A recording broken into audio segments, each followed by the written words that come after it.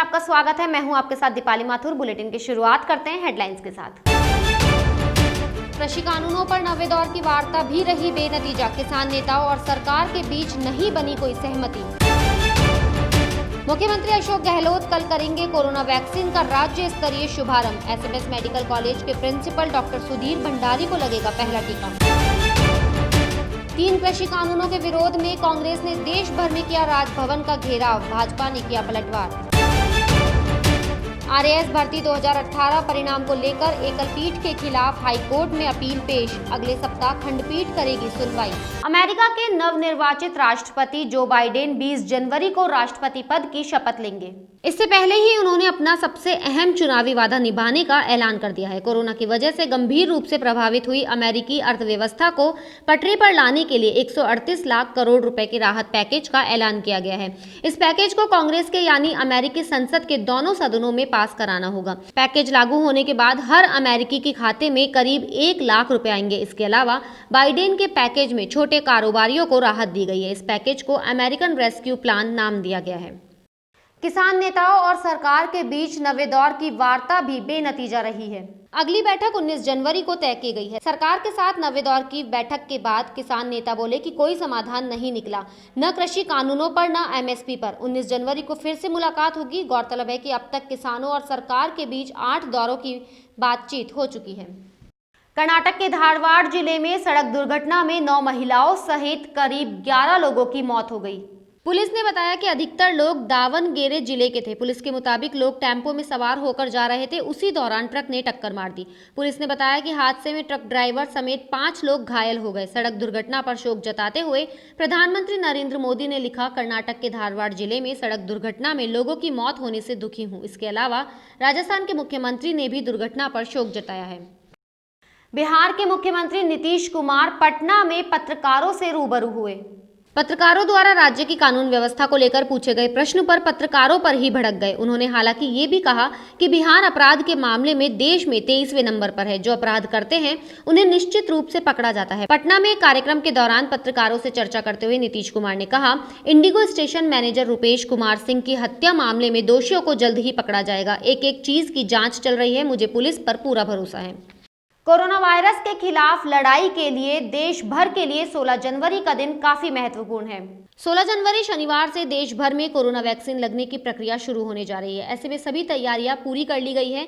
राजस्थान के मुख्यमंत्री अशोक गहलोत वैश्विक महामारी कोरोना की रोकथाम के लिए चलाए जाने वाले टीकाकरण अभियान का शनिवार को राज्य स्तरीय शुभारंभ करेंगे।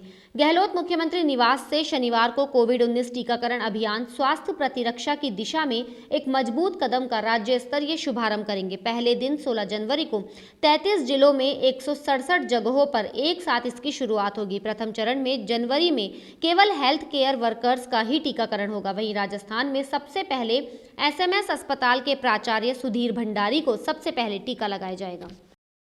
केंद्र सरकार के 3 कृषि कानूनों के विरोध में कांग्रेस ने सिविल लाइंस फाटक पर विरोध प्रदर्शन किया। प्रदर्शन के बाद कांग्रेस ने इकट्ठा होकर केंद्र सरकार के रवैये पर आक्रोश प्रकट करते हुए राजभवन का घेराव किया। जनसभा को संबोधित करते हुए केंद्र सरकार पर जमकर निशाना साधा।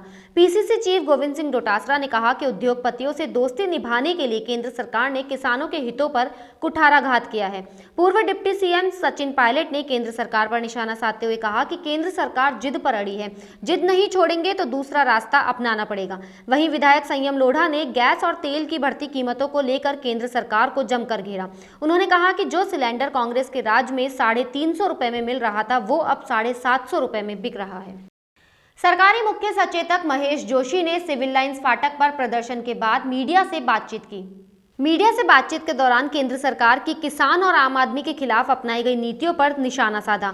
जोशी ने कहा कि कृषि कानून मामले में कोर्ट के फैसले पर कोई टिप्पणी नहीं करना चाहते। ये भी सोचने वाली बात है कि किसानों ने ऐसे किसी कानून की मांग नहीं की तो फिर केंद्र सरकार ने किसके हितों के लिए ये कानून किसानों पर थोपे। कोर्ट ने कमेटी बनाई है लेकिन कांग्रेस किसानों के साथ खड़ी है।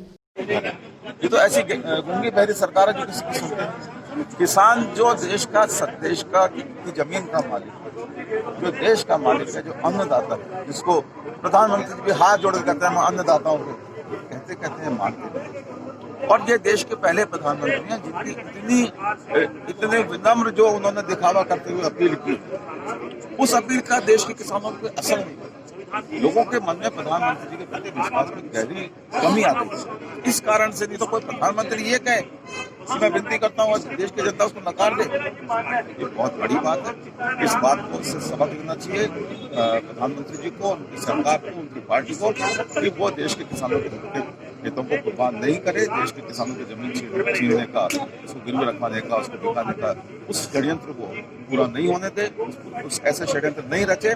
और जो किसानों के हित में राज्य विधानसभा में कांग्रेस की राज्य सरकार ने, प्रदेश सरकार ने जो कानून बनाए, उन दोनों कानूनों को दबाव डाल के राज्यपाल महोदय पे उनको राष्ट्रपति बनना चाहिए।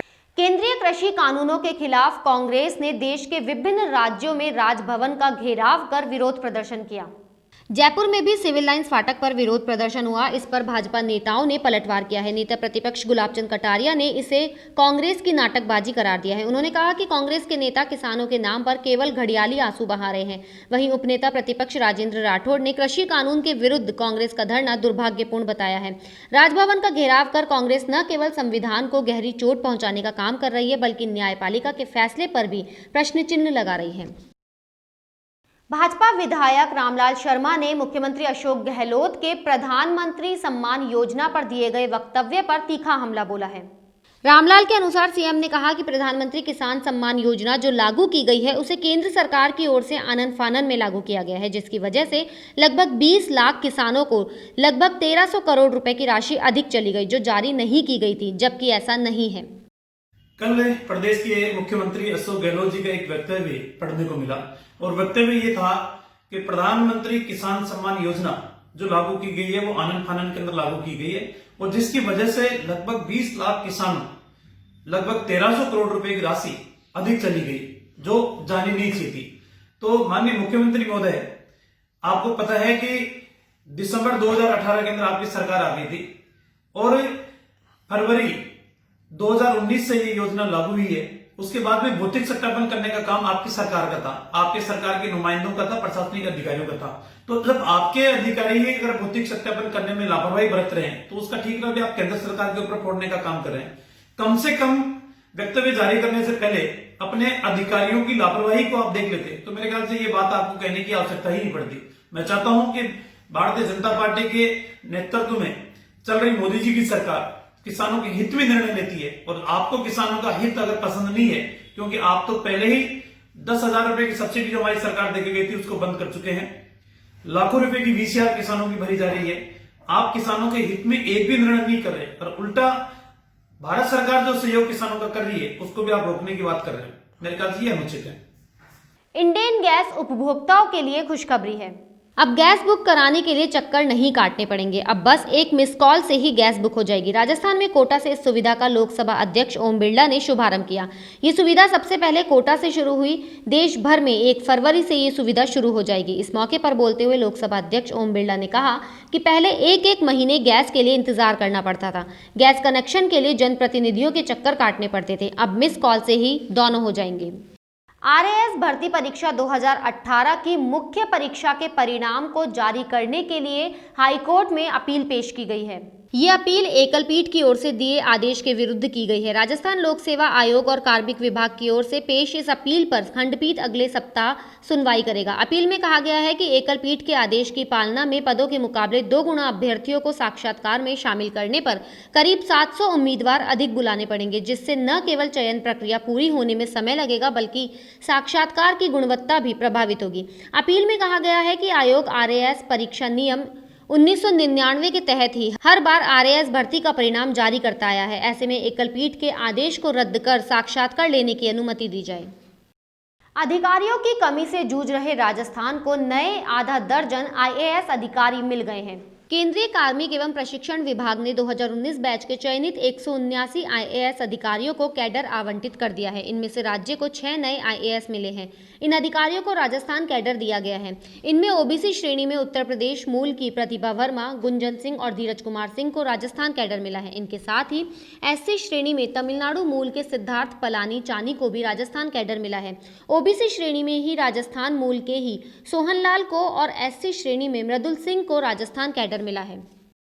राजस्थान विश्वविद्यालय परिसर और संगठक कॉलेजों के करीब 28,000 विद्यार्थियों को शुद्ध पानी मुहैया होगा।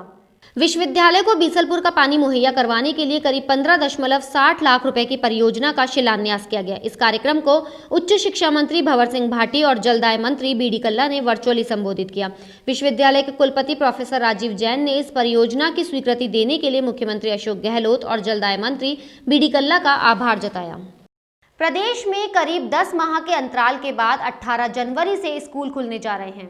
कक्षा 9 से 12वीं तक के बच्चों को पहले चरण में 18 जनवरी से स्कूल बुलाया जाएगा। इसको लेकर स्कूल संचालकों ने तैयारियां शुरू कर दी है।